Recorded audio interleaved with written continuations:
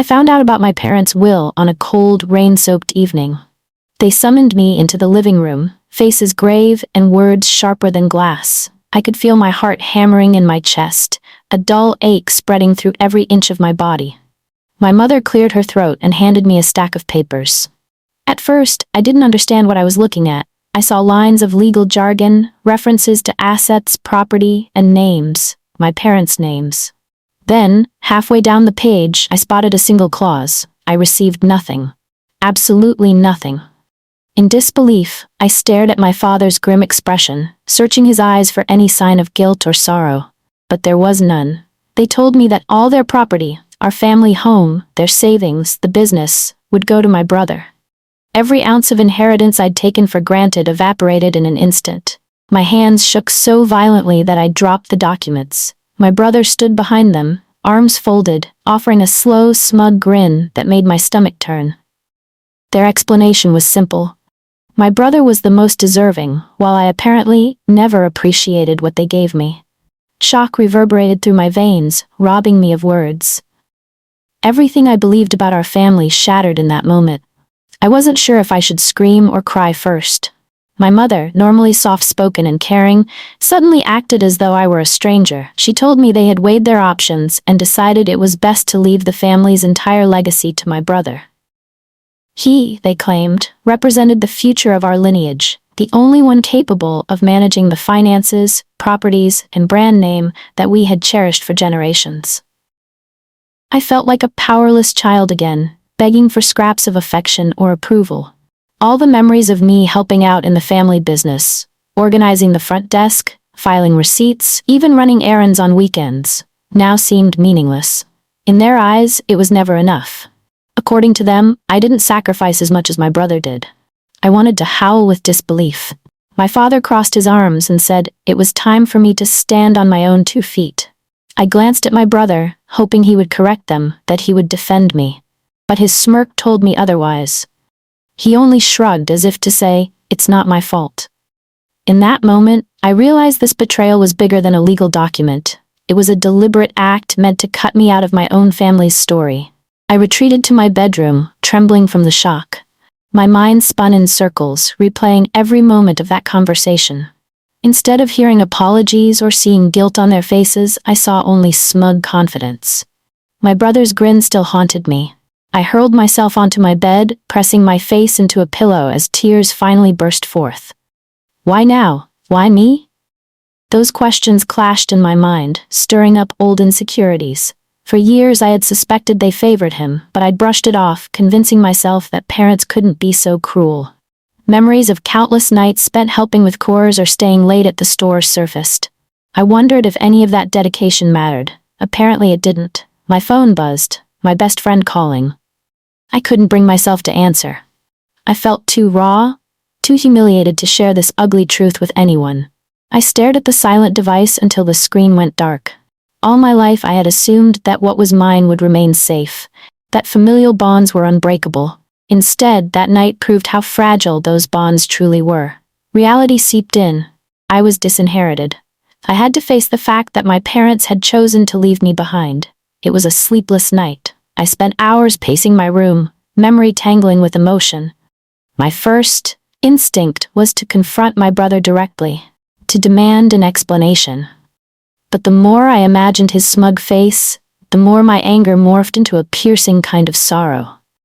I kept remembering the times we'd laughed together, when we were kids building blanket forts in the living room, roasting marshmallows in the backyard with Dad, or celebrating birthdays as a united family. Had all those moments been a lie? Or had something changed along the way that made him resent me? No matter how hard I thought, I couldn't pinpoint the exact moment our bond began to fray. Somewhere between childhood and adulthood, he had become an entirely different person, overshadowing me in our parents' eyes. Around dawn, I finally sank into my desk chair and stared out the window. The world outside looked the same. Trees swaying in the breeze, a sky tinged with the promise of sunrise. But nothing felt familiar. My entire identity, built on belonging to this family, was crumbling. I realized I had to decide whether I would accept defeat or fight for what I believed was rightfully mine. The next morning, I forced myself into the kitchen. My parents were already there, preparing breakfast as though nothing extraordinary had happened. I'd never felt such tension in the air. I watched my father sip his coffee, calm as could be. My mother looked up, catching my gaze, but offered no acknowledgement of the turmoil boiling within me. I swallowed my pride and spoke up. "I want to talk about the will," I said, voice trembling despite my best efforts to stay composed. My father set his mug down, meeting my eyes as if he'd expected this. "Your mother and I made our decision," he replied. "We hope you understand it's for the best." I breathed in slowly. "How could it be for the best to leave me with nothing?" I asked. My mother's lips tightened, but she remained silent. My brother strolled in, whistling a cheerful tune. It felt like a slap to the face. I wanted to scream that he should say something in my defense. Instead, he shrugged, acting as though the matter was beyond his control. Rage welled up inside me. For the first time in my life, I realized they weren't just ignoring me, they were actively dismissing my worth altogether. I left the house with a storm inside my chest. I needed clarity, so I sought out my closest friend, Jordan. We met at a small cafe near downtown, a place we'd frequented for years to vent about trivial problems. This time, my problem felt insurmountable. Jordan listened intently, eyes widening when I revealed the will's contents. "They gave everything to your brother?" Jordan whispered, nearly dropping their coffee cup. I nodded, feeling a fresh wave of humiliation. "They said he earned it, and that I haven't done enough." Jordan shook their head, voice quivering with anger on my behalf. "That's nonsense. You practically ran their store some weekends. You were always there for them. Why would they do this?" I had no answer. All I had was heartbreak and confusion. We sat in silence, the cafe's gentle hum enveloping us. Finally, Jordan reached across the table and grasped my hand. "You can't just let them walk all over you.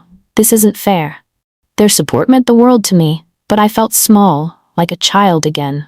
The idea of challenging my parents seemed terrifying. Yet a tiny spark of defiance flickered within me.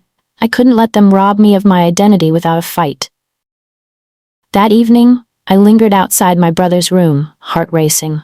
I had spent the day stewing over the unfairness of it all and decided I needed answers, from him directly.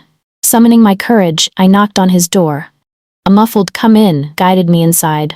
He was sprawled on his bed, phone in hand, acting casual. I cleared my throat. "We need to talk." He set his phone aside, giving me a lazy glance. "About what?" "What do you think?" I snapped. "The will. You're getting everything. Did you know about this all along?" He shrugged. "They hinted at it. They said they wanted the most responsible kid in charge of the assets." My jaw clenched. "And you think that's fair? You know how much I've done." He cut me off with a dismissive wave. "You never wanted the responsibility. You were always off hanging out with friends or doing your own thing." I felt as if I'd been slapped. "That's not true," I managed, tears burning in my eyes. He leaned back, unbothered. "Maybe you should have tried harder to impress them. It's not my fault if they think I'm better suited." My anger flared, but he seemed immune. In that moment, I realized he was perfectly fine with my exclusion.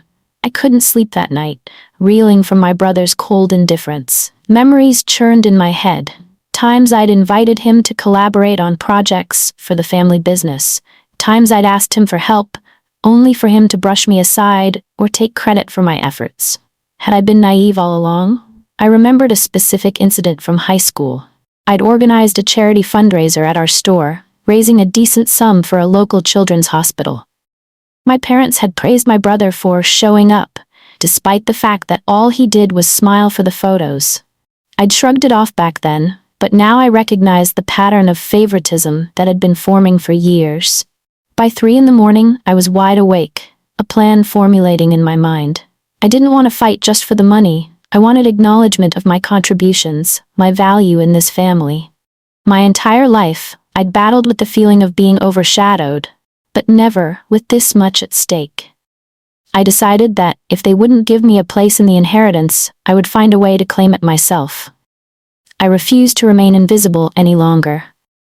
Over the next few days, I gathered every piece of documentation I could about the family's assets. Old receipts, deeds, and business records were scattered across my desk like pieces of a complex puzzle. I sought advice online, reading articles about legal disputes over wills, searching for any loophole or clause that might help me. Jordan stood by me through it all. They brought me coffee and sandwiches while I pored over countless pages of legal jargon. My parents, meanwhile, pretended nothing unusual was happening. They acted as if I was going through some transient mood swing, but I could see a flicker of unease in their eyes whenever they caught sight of my research. "This is so much to handle," I muttered one afternoon, running a tired hand through my hair. Jordan patted my shoulder, trying to keep me grounded. "You'll find something," they assured me. "Nobody works harder than you." It was the small glimmer of hope I needed. I refused to believe my parents had airtight legal counsel that fully erased me from their legacy. Deep down, I suspected there were documents that would contradict their current decisions, something that proved I had been an integral part of the business. I just had to find it.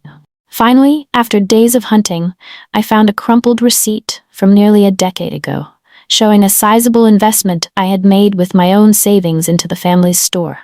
My parents had been short on funds for an expansion, and I had contributed all my college fund interest, wanting to help.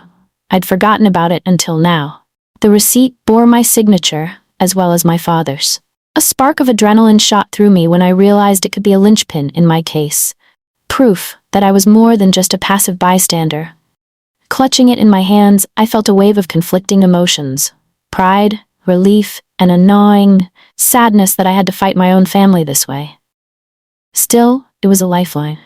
I scanned the document to my laptop, attaching it to a growing folder of evidence. Jordan insisted I seek legal advice.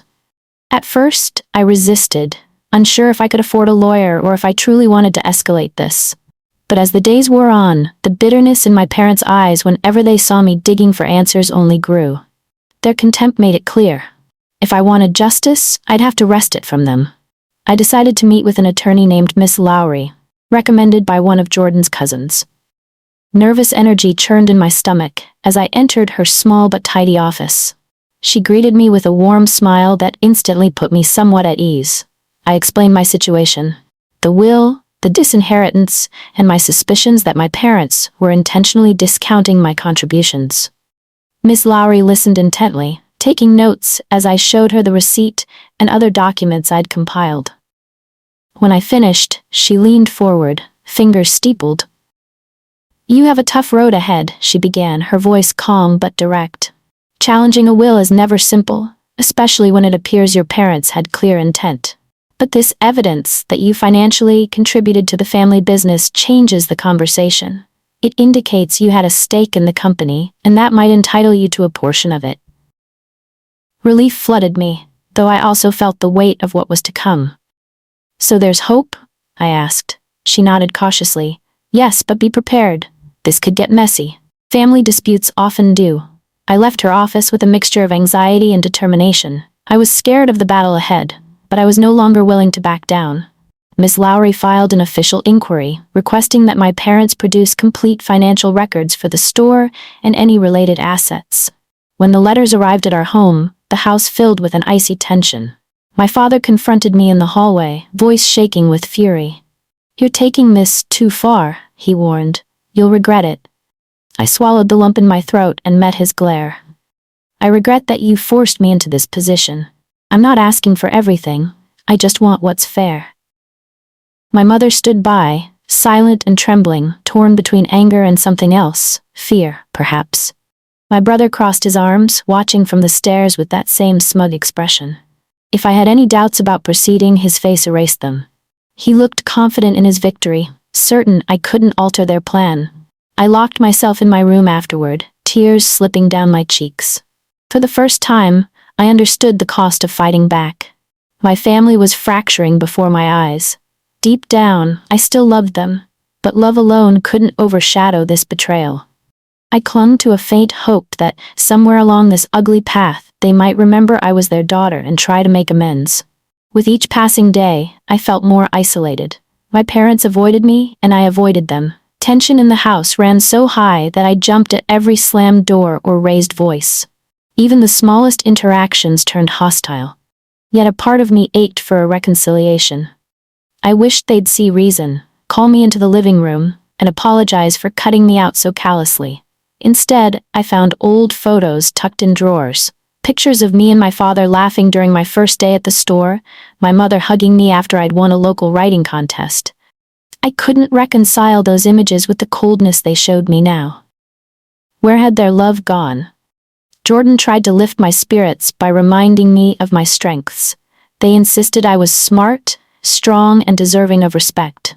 But in quiet moments, a voice in my head repeated my brother's words. You never wanted the responsibility. I second-guessed every decision I'd made. Perhaps I should have shown more interest in the business. Maybe I should have been more like my brother. That line of thinking led me nowhere but despair. So I forced myself to focus on building my case, telling myself that if they refused to see my worth, I would make them see it legally. Miss Lowry requested a meeting with my parents' attorney to discuss a settlement, hoping to avoid a full-blown court battle. The conference took place in a sterile, windowless office downtown.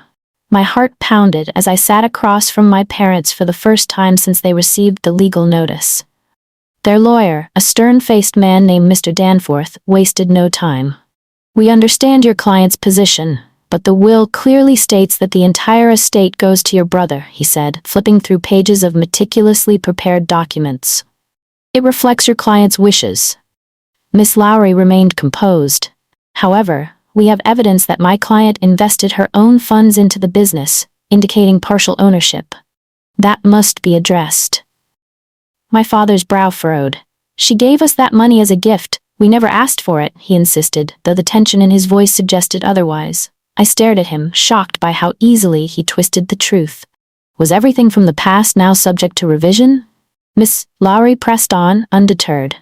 We believe a portion of the business was effectively purchased by my client. We're simply seeking what she's rightfully owed. The meeting ended in an impasse. My parents refused to budge. But the resolute expression on Miss Lowry's face gave me hope. We wouldn't be backing down either. As the legal battle intensified, I found myself reliving childhood memories under a new lens.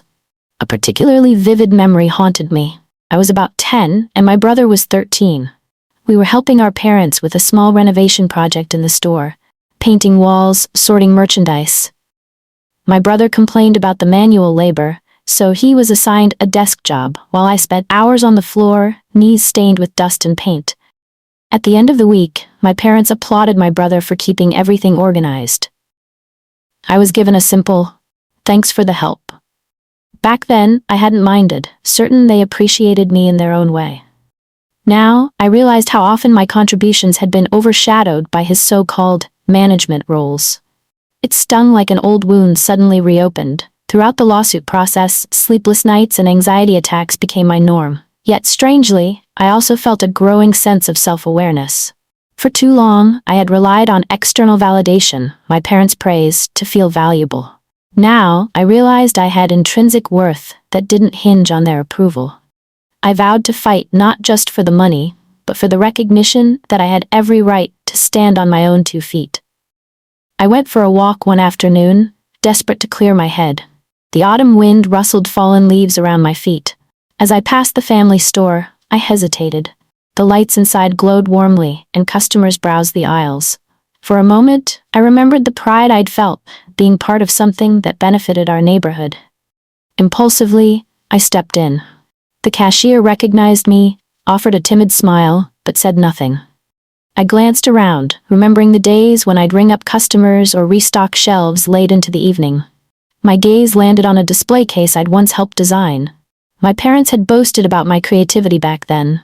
Suddenly, I heard my mother's voice. She emerged from a back office, nearly dropping her ledger when she saw me. We stood frozen for a heartbeat, the air thick with unspoken words. She recovered quickly, composing her face into a stony mask. "Why are you here?" she asked quietly. "I was just remembering," I replied, a lump forming in my throat. Her eyes darted around as if searching for witnesses. Then she whispered, "We did what we thought was best. Can't you see that?" I couldn't believe her audacity. Before I could respond, she walked away. I stood there, heart pounding, realizing how far apart we'd grown. The official trial date crept closer. With each passing day, the tension at home escalated. My father started coming home late, avoiding any chance of running into me. My brother waltzed around like a victor, eager for the final verdict to cement his inheritance. Meanwhile, my mother simply retreated into silence. Then a twist emerged.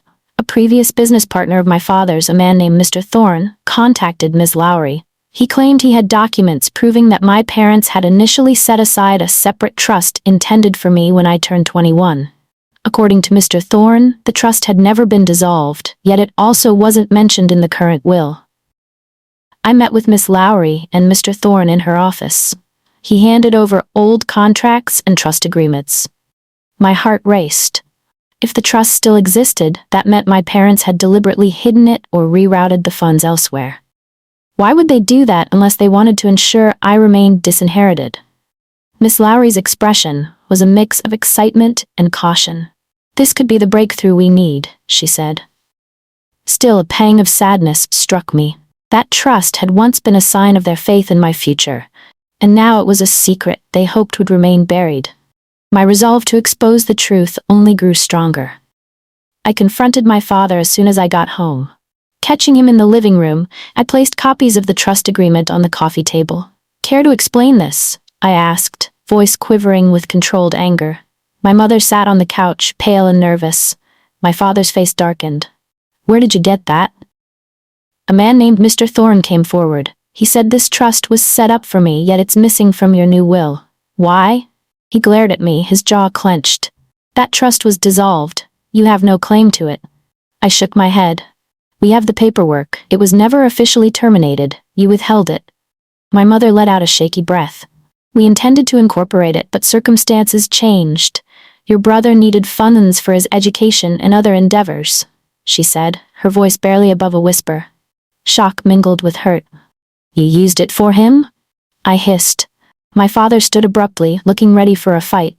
"You have no idea what it takes to run a family," he snapped. "We made sacrifices for the greater good." I couldn't stand to hear more. Anger flooded me, fueled by the knowledge that everything meant for me had been redirected to my brother's benefit. I stormed out, more resolute than ever. With the hidden trust revealed, Ms. Lowry moved swiftly, filing additional claims that my parents had misused funds intended for me. The discovery escalated our legal case into a full-blown family scandal. Our relatives started buzzing, calling me to demand explanations or offer unsolicited advice. My aunts and uncles expressed shock, but nobody seemed entirely surprised. Whispers of favoritism had been circulating for years. I tried not to let it all crush me. Jordan stayed by my side, reminding me to breathe. "You've got the truth on your side," they kept saying. But the truth felt heavy, not liberating, because it confirmed my greatest fear. My parents valued my brother's ambitions more than they valued me. We prepared for the upcoming court date, collecting documents and planning our approach. Miss Lowry insisted I be ready to testify about my involvement in the family business and the emotional toll of being disowned. Each night, I rehearsed what I might say, my emotions threatening to overwhelm me. Yet, a stubborn part of me refused to crumble. I wanted my voice to be loud and unwavering in that courtroom, to finally articulate how wronged I felt. In quiet moments, I pictured the judge seeing the truth and granting me the justice I so desperately needed. The day of the trial arrived with unsettling calm. I woke up early, my stomach churning and hands clammy. Jordan drove me to the courthouse, offering words of encouragement the entire way. Miss Lowry awaited us outside the courtroom, projecting a reassuring air of confidence.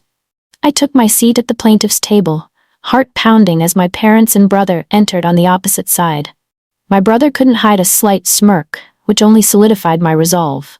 Soon, the judge entered, and proceedings began. Miss Lowry presented our evidence methodically. My investment receipts, records of my labor contributions, and finally the undisclosed trust.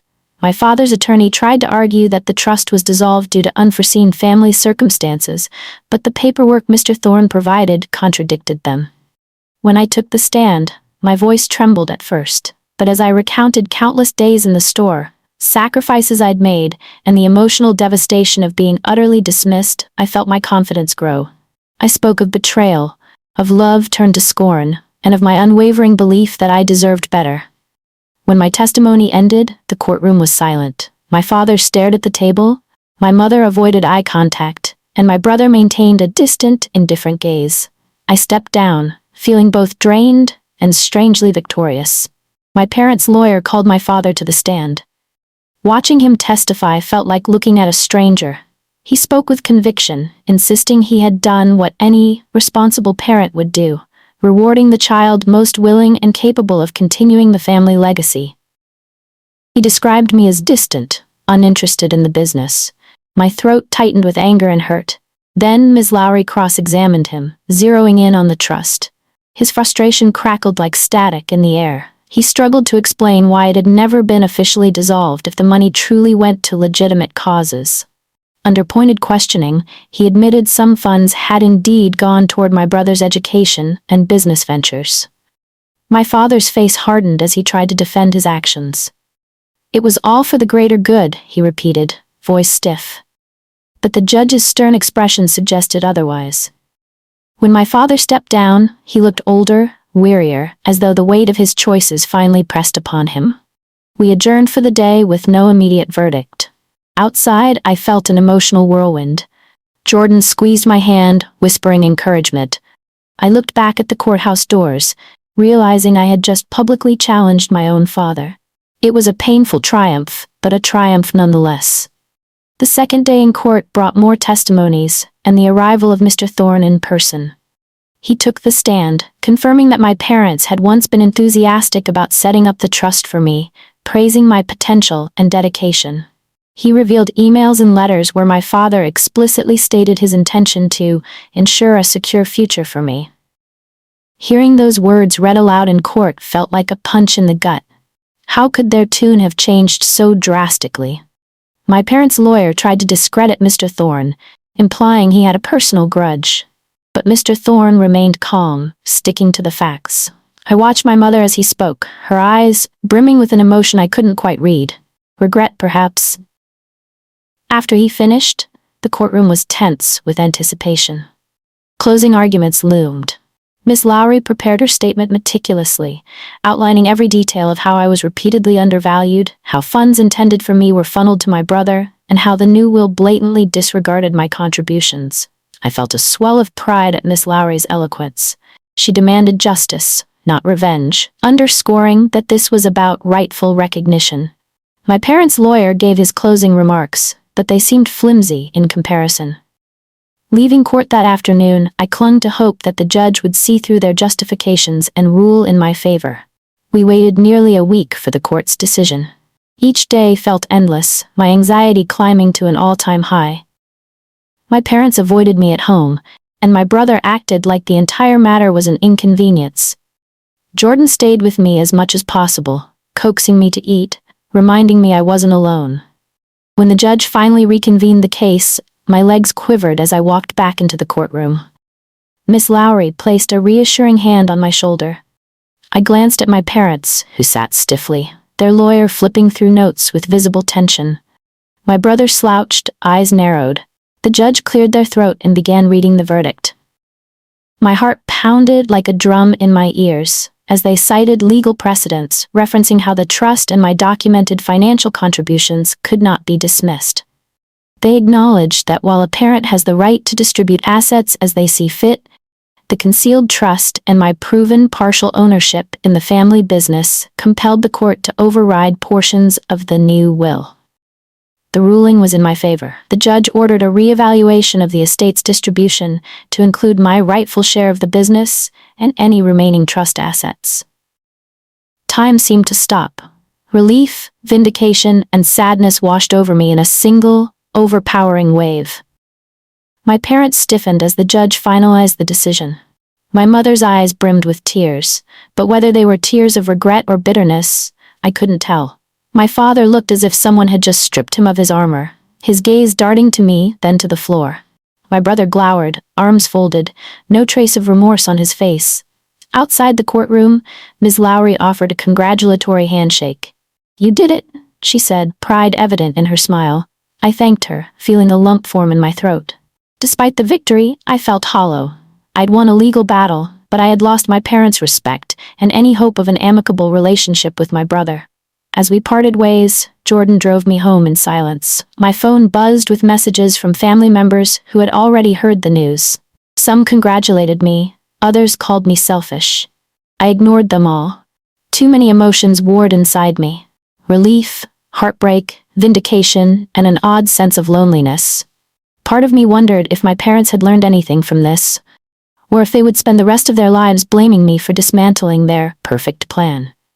Yet, beneath all the turmoil, I felt a growing sense of self-worth. I had fought back, and I had won. I moved out 2 weeks after the verdict, gathering my belongings in boxes and hauling them into a modest apartment across town. The final confrontation came on my last day at the family home. My father stood by the doorway, arms crossed, emotions churning in his eyes. My mother hovered nearby, tears staining her cheeks. My brother was nowhere to be seen. "You got what you wanted," my father said quietly. I met his gaze. "I never wanted to hurt anyone, I just wanted fairness." He looked away, unable to respond. My mother stepped forward, her voice trembling. She began, but words failed her. I gave her a nod, a silent acknowledgement of a bond too damaged to mend overnight. With my boxes packed, I took one last look around the house I once called home. I left without fanfare, stepping into an uncertain but hopeful future. The trust funds and business stake provided a cushion, but my true gain was the knowledge that I was strong enough to stand on my own. Yes, I had lost the naive belief that my parents always had my back, but I had gained a deeper sense of self. As I closed the door on my old life, I couldn't help but feel free, free from their shadow, free to shape my destiny. And for the first time, I believed I deserved every bit of success that came my way.